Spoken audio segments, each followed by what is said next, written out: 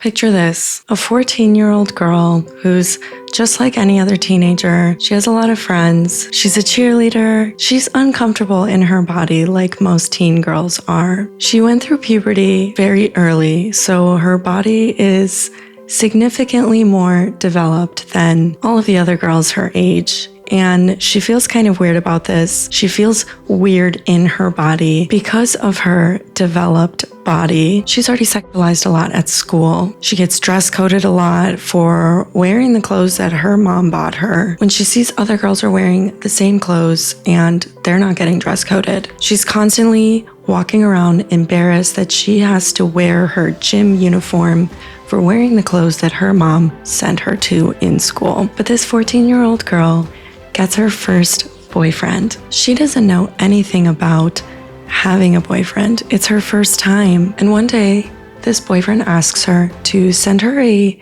spicy photo of the girls. And she's heard about what other 14-year-old boys do when their girlfriends send them a spicy photo. Everybody ends up seeing it. They show it to all their friends, but the thought crosses her mind and she doesn't want to do it. She's feeling nervous and skeptical about it. But her boyfriend would literally never do this to her. He would never let anybody see this. He is not like other 14-year-old boys. No way. So she's nervous, but she does it. She takes a picture in the mirror without a top on, and she sends it to him. The relationship only lasts for 3 months. Shocker, right? He was right. He was trustworthy. Nothing ever happened with the photo. He kept it a secret. Nobody else ever saw it. She forgets about it. A year later, she's 15, and she has another boyfriend. This one's actually lasting a long time. It's kind of serious. And she never had to think about that photo again. And then one day, this 15-year-old girl is laying in her bed. She's had a long day of school, kind of just chilling, watching TV. Now, back when this girl was in high school, they didn't have smartphones, Instagram, social media. The big social media at the time that she was in high school was Facebook. So you talked to all your friends on Facebook Messenger and you had to do it on your computer. They didn't have it on their phones. This girl was always on her computer, but for whatever reason, she was very tired that day. Now, despite this girl having a lot of friends and being in the popular group at school, there was one girl that didn't like her, didn't really like anybody, actually. She was kind of evil and out of her mind. I mean, she shaved her head and pretended to have cancer. And another time, she pretended to fall asleep and lose her memory. This girl didn't like her, and she made it very, very obvious. So that night, the 15-year-old girl sitting in her room gets a call from one of her friends. I'm not super close with this friend. It's very strange that she's calling me. So she picks up the phone and her friend sounds very worried. She's like, "Oh my God, what are you doing? Have you not opened your computer?" "What? What are you talking about? No, I haven't been on my computer tonight. I'm just chilling in bed. I'm watching TV." "You need to open your computer right now." "What is going on?" She's like, "You'll see." So the girl walks up to her desktop computer in her bedroom and she opens her Facebook. 200 notifications. What could this be about? A Facebook profile has been made of her, a fake one.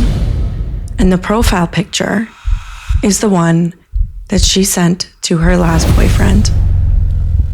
This person behind the fake account added 2,000 people, every person that they went to school with.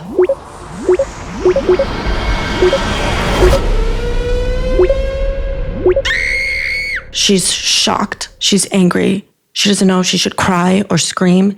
She takes everything on her desk and she throws it across the room. Black. Everything goes black. She can't remember anything. She comes back to herself. There's things thrown all across the room, and she remembers. Oh my God. Immediately, she picks up the phone. She knows exactly who did this. Very strange. That girl that didn't like her, who she suspected it was, automatically She's crying as soon as she picks up the phone. And her mom picks up the phone. My daughter didn't do anything. She had nothing to do with this. It is not her fault. You decided to take a disgusting photo. Shame on you. Girl gets back on the phone. She's sobbing. Has anybody ever accused you of doing something that you didn't do? People have accused me of doing things I didn't do all the time. I don't start crying. I get angry because what are you talking about? Huh? I wouldn't start crying unless I was guilty. So the 15-year-old girl who has this profile of her is mortified. She doesn't know what to do. She has to go to school the next day. Everybody's seen this. Everybody knows who she is. If they didn't know who she was, they were definitely going to know now. She was mortified. What was she going to do? Maybe she could just pretend. She's calling all of her friends, messaging all her friends on Facebook Messenger. Please report it. This isn't me. This is disgusting. Please report this. Who would do this? This is evil. There was no conflict in her life going on at the time. Everything was really good. So who would do such a thing? She had to go to school the next day. Of course, she didn't tell her parents. How would she tell her parents that something that she did over a year ago is now coming back to haunt her? A mistake that she made. How is she going to say anything? But she goes to school and she tries to act like nothing is happening. Her boyfriend is really, really understanding about the entire situation too. But he's walking into the bathroom, and every time he walks in, there's boys staring at the photo on their phones. And he's walking in and he tells his girlfriend about it. It's like, I'm so sorry this is happening to you. This is so uncomfortable. And they were both very, very embarrassed that this was happening. As the girl went about her day, it had become very clear that everyone knew. Every student at the school, teachers knew, the principal knew, and eventually not much of the day had passed before she got called to the office. The police were involved because the girl was a minor. The parents got involved. Oh my God, she was mortified that her mom was calling her. She was contemplating self-exit because how do you recover from something like this? It was the worst day of her life. She tries to keep going about her day. She has cheer practice that night. She's sitting on the floor and she's crying, and all of the other girls are trying to confide. Nothing is helping. There is absolutely nothing that can fix this situation. Her parents knew, her teachers knew, every single person in her life knew about this. It was over. It was over. She'd never felt so disgusting that everybody perceived her in a way that there was people whose names she didn't even know that were looking at this photo of her in the bathroom. And then at cheer practice, nobody could say a word to make this girl feel better until one of the older girls walks over and she says to her, "Listen to me. Do you know how hot you are? Do you know how many girls would kill to have your body? Look at you. You look so hot. Your tits are huge and they're so nice. I wish I had them. So many girls wish they looked like you. So many guys wish they could date you, and none of them can. Yeah, you took that picture. Yeah, I got out. Own that shit. Own that shit." And her life changed forever. Those 3 words not only changed her entire perception of the situation, but she carried those 3 words with her for the rest of her life and applied it to every single thing that she did, whether she fucked up, she made a mistake, or she succeeded. She owned every single part of who she was and everything that she did, and she made it intentional. And I don't have to imagine what it would be like to be that 15-year-old girl, because that 15-year-old girl in the story was me. Own that shit. What's up, guys, and welcome back to my channel and another episode of Spiritual Baddie, the podcast. What a story, right? It was actually really hard to tell that in third person, but I was trying to make it cinematic. It really was one of the most mortifying days of my life. The girl was out of her mind, and you might be asking, well, how did you know it was her? How did you know? Like, are you just assuming?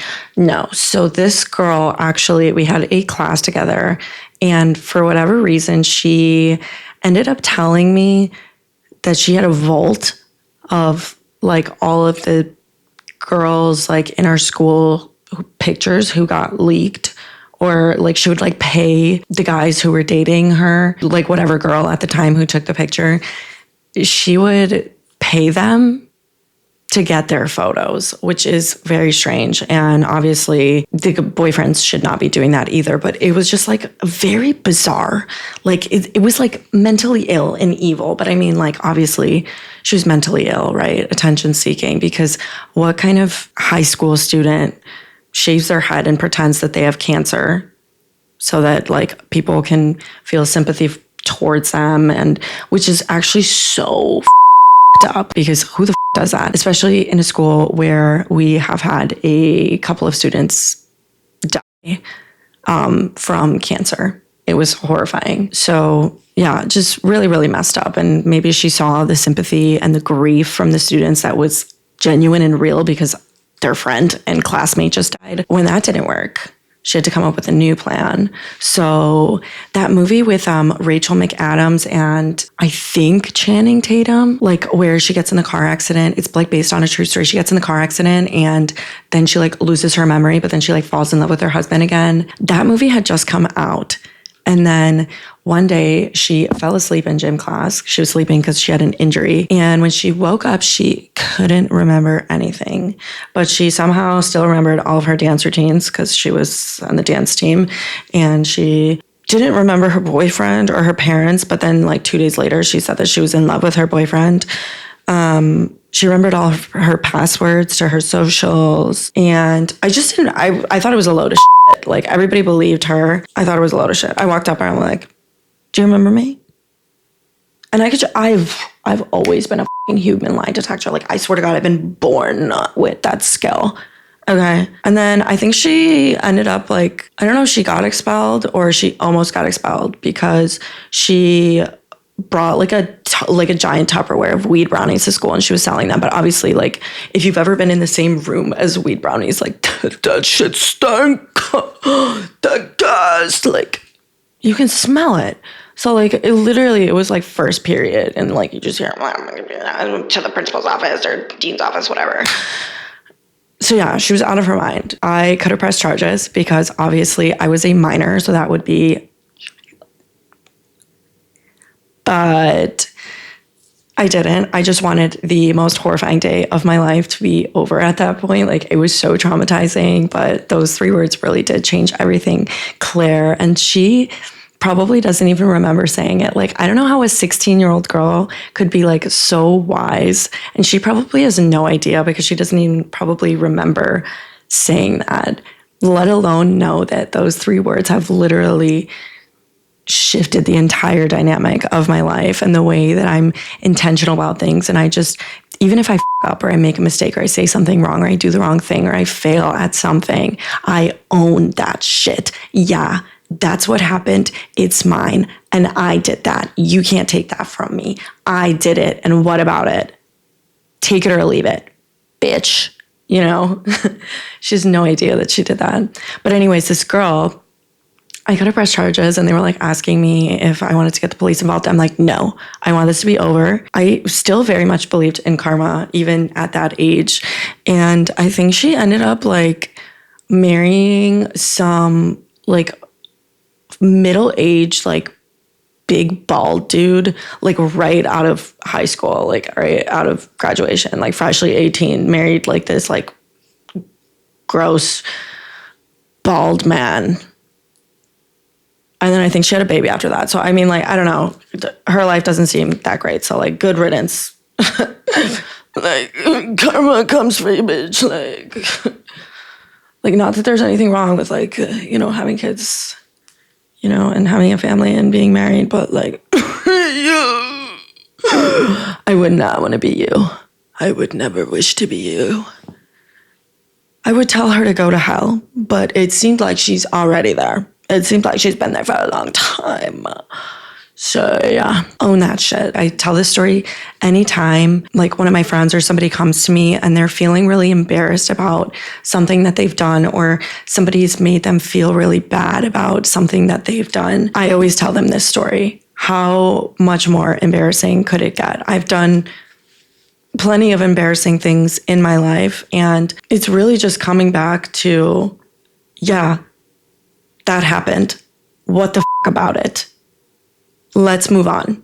Okay. I don't know how it just like clicked in my brain. And I've heard this from like other people too, is somebody will say something to them. It could be like one word. It could be a sentence. It could be a phrase. It could be a paragraph. But like whoever is delivering the message, a lot of times it feels so insignificant to them.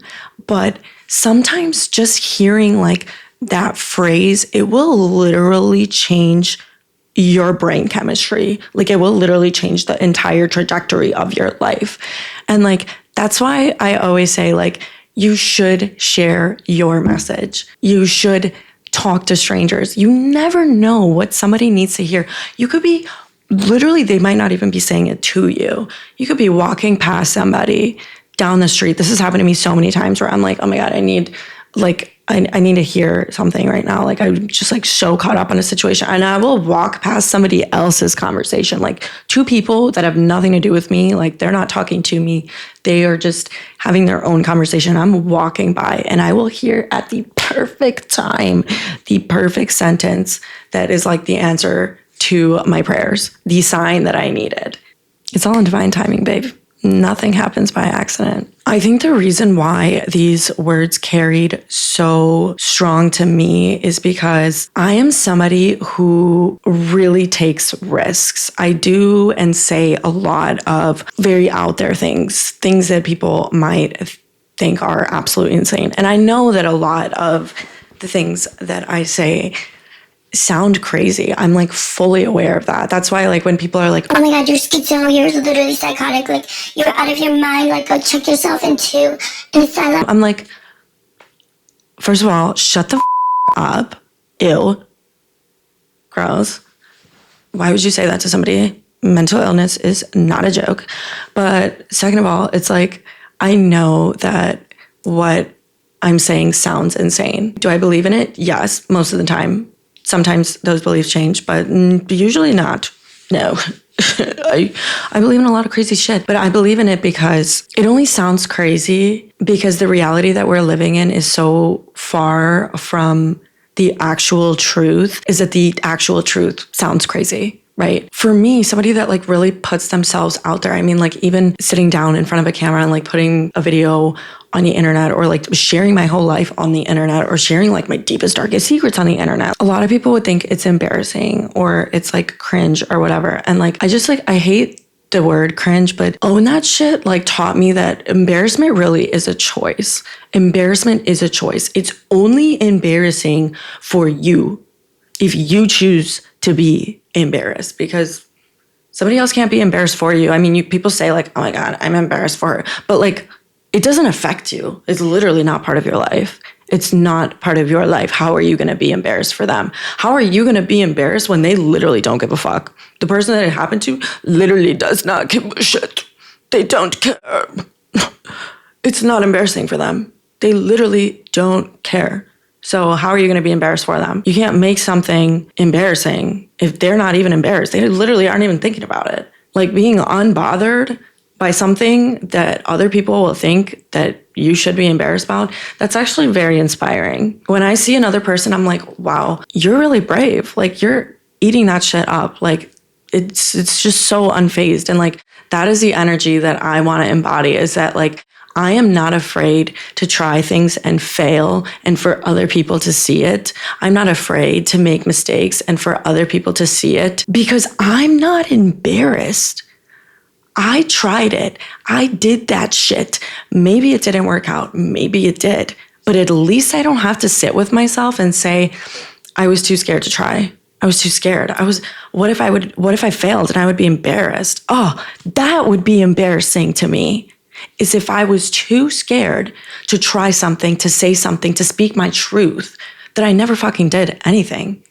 Because my biggest fear, my biggest regret, my biggest embarrassment in my life would not be owning that shit. It would to not be authentic, to not try the thing, to not get out of my comfort zone, to live a mediocre, small life that I didn't feel like was full. I don't want to be 80 years old or however old that I don't have the mobility, God forbid, to like do what I wanted to do, or to at least say that I tried to do the most that I could do. That is my biggest fear in life. Like, I'm not afraid of dying. I'm just afraid of being close to death and knowing that I did not live in my most authentic truth. I didn't try to do the things that I wanted to do because I was scared of what other people would think. And that's why I'm always just constantly striving to make myself slightly more uncomfortable, to put myself out there more. And I've always been like a very outspoken, outgoing person where I can put myself out there. I do feel comfortable putting myself out there, but I'm a human being, you know, it happens to me too. You know, I've gone through phases in my life where, you know, like public speaking was like very, very, very hard for me. In my freshman year of college, I took a communications class, like where we had to like literally give speeches on stuff. And I'm very, very, very comfortable like talking in front of a group of people now. But at that time, oh my God, no, it was so fucking scary for me. You know, like starting social media, like it blowing up, being seen by so many people. Like obviously you're going to have a lot of haters. Sometimes you're going to say the wrong thing, or people are going to take things out of context and they're going to pick apart every word that you say. That was scary, of course. Sometimes I did say the wrong thing. Sometimes I did have like a big creator like come after me, like somebody with like millions of followers, like come after me and just eat me alive. But that's like part of it. Yeah, I did that. I said the wrong thing. I fucked up. I did that. And what about it? I own that shit. What are you gonna do? What are you gonna do? What are you gonna do? Huh? Okay. Like I said in another episode, I don't give a fuck if anybody doesn't like me, because most people don't even like themselves. Why would I care? I like myself. I really do. I love myself. Like I do. Nobody can be embarrassed for me, and nobody can not like me for me. They can choose not to like me, but that sounds like a you problem, because I get along with everybody. Like that sounds like a you problem. But I really like myself. So I'm going to own that shit, and you should own that shit too. I love you so much. I know this was a shorter episode, but thank you so much for watching. My readings are still open. I'm going to be adding a couple of new types of sessions that I'm doing. I'm going to add like a one-on-one intuitively led, like just like spill the tea session, bitch, where we're just gonna like shits and gig, you know. So my astrology readings are still available. I will leave that in the description. They are 50% off right now. If you made it to this point in the video, leave me a pair of cherries in honor of the Yiddies picture that changed the trajectory of my life, because it brought out these 3 words that changed my life. Own that shit. Okay, I love you so much, and I will see you in the next one. Bye. Too much that I've been through, so I put it all in that rear view. Clean money in a black whip, got old problems with a friends new. Yeah, I'm in the big leagues, told her don't miss me. Ballin' like Houston, ayy, feeling like Whitney. Yeah, I need a bag, bruh, send it through quickly.